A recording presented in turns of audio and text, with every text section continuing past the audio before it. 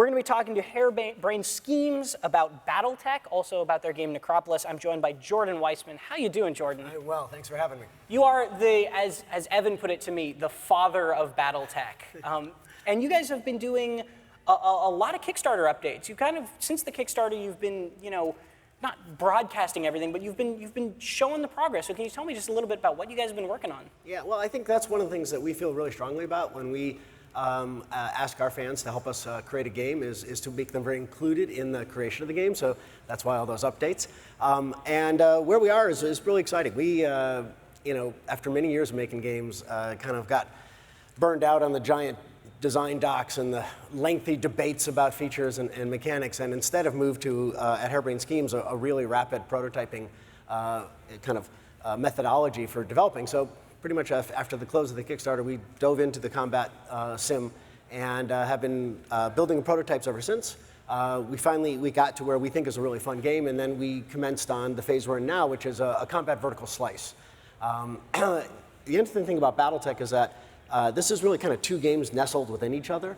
The first is the combat sim, that's the core of it, right? And then around that is a simulation of being a mercenary in this kind of interstellar universe that is degrading. And so it's got a whole financial sim of how to be a mercenary inside of that world. I love the art style when we're looking at some concept art right now, and it's a very cool kind of refined but also punky sort of future. Can you tell me just a little bit about the lore? Not many people I think are BattleTech lore masters. So where is this game set?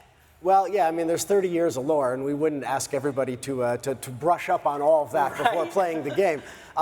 For God's sakes, no. So that's one of the reasons we chose to put this game at the very beginning of the BattleTech timeline, which in our fiction is 3025.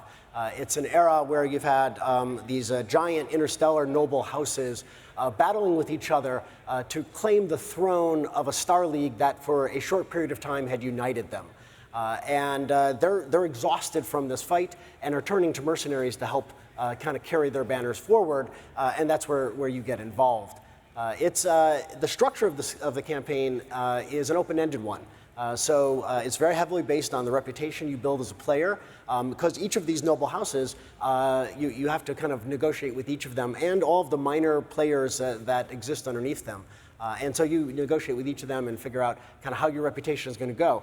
And there is, of course, a campaign story which gets you kind of kicked off into the world.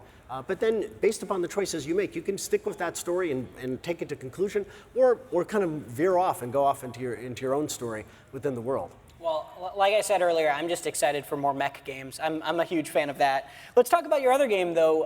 Hairbrained Schemes is also working on Necropolis, Indeed. Which is a procedurally generated sort of roguelike-y action game.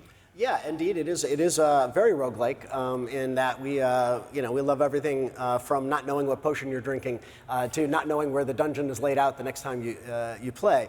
One of the key things for us there is that the real-time nature makes it very, very action. It is permadeath, which is scary, but also means that your actions have real consequences. Right. One of the most exciting features of this is the 4-player multi-player cooperative, yeah. which is really a great deal of fun, being able to get in the world. And the world scales up and down in terms of its difficulty immediately based upon when players join or drop out. And players can join with your group as deep into the Necropolis as you are, but they'll start out at kind of higher level, and you have to kind of defend them until they can carry their own weight. So it's a really dynamic and very, very fun game. Do you see the co-op as kind of the way the game is meant to be played, or is that single-player experience just as important? The single player is just as important for us.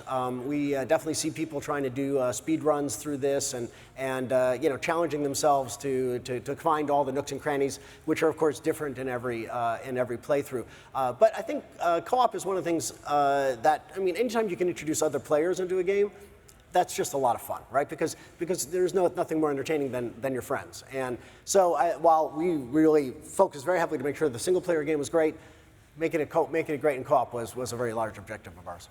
So when do you think we can get our hands on Necropolis? Well, I'm excited to say that Necropolis will be available on Steam July 12th at 10 a.m. Pacific Standard Time, and then available on Sony and Xbox a little later in the summer. So coming right up. Indeed. Well, you heard it here first, folks. That's there you true. Go. Well, thank you very much for joining us. It was a pleasure. My pleasure. Thank you.